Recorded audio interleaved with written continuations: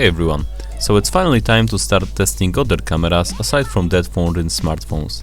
In this video I will be doing review of Nikon compact style super zoom camera called Coolpix A900. It has combination of 1/2.3 inch 20 megapixel sensor with 3.4 to 6.9 aperture, 35x optical zoom lens. It also shoots 4K video at a maximum of 30 frames per second and 1080p up to 60 frames per second. This camera is supposed to be very small while offering great versatility and powerful zoom.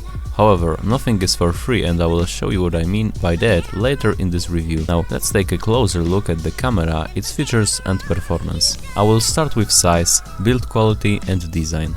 Camera is very small considering what it's capable of. Holding this device in one hand or fitting into the pocket is really easy. In terms of design, I really like look of this camera. It looks classical and a bit old school, especially in this silver color. Body looks like a metal, but don't be fooled, it's plastic. Anyway, that's not a big deal considering it's entry-level super zoom camera. Other than that, build quality is absolutely okay. All buttons and dials are precisely made and looking solid. Dials on the top and shutter button is actually made of metal. Every motion and feel of them are without any objections.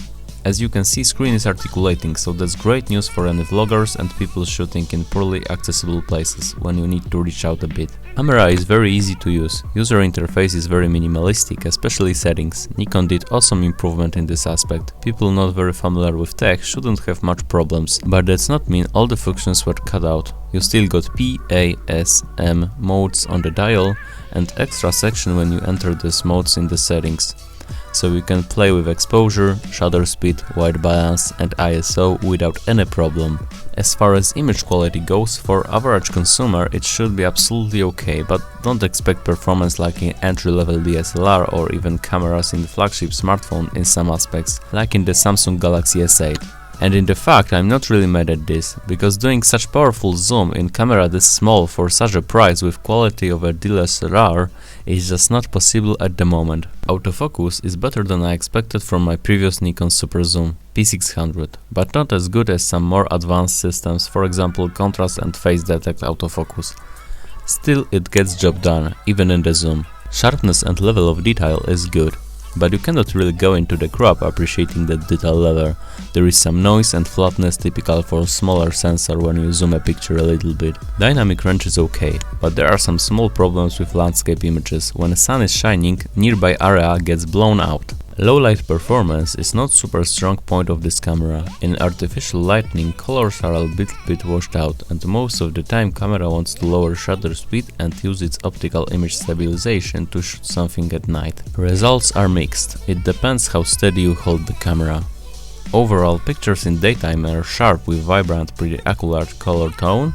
Image quality in zoom is also good, but at the max zoom of 840mm, 35mm equivalent, performance is noticeably worse. You have to remember that this lens isn't very bright. 6.9 aperture at the max zoom, so you should hold camera steady and show a concern about good light when you shoot. If you do that, results will be very nice to look at.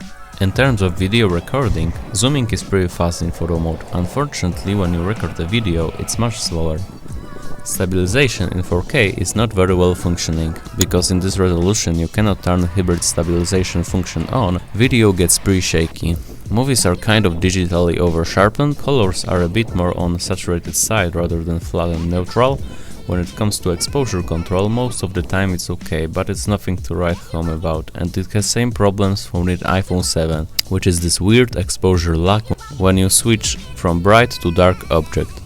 Video quality could be a little bit better like in the best flagship smartphones, but it should be completely satisfying for an average consumer. Not many cameras in this segment offer 4K video recording. To sum up, such lens gives you real fun. You can shoot photos of things that are not reached by a normal camera, and I cannot say that picture quality of Nikon Coolpix A900 is bad when it comes to this segment. Because from what I've seen, competition isn't better in any aspect. They are all small size sensor camera and all of them will have exactly the same problems with image or video quality described in this review. What I can question is buying camera in this segment, because if you are looking strictly for picture or video quality, there are many other far better options in the same price.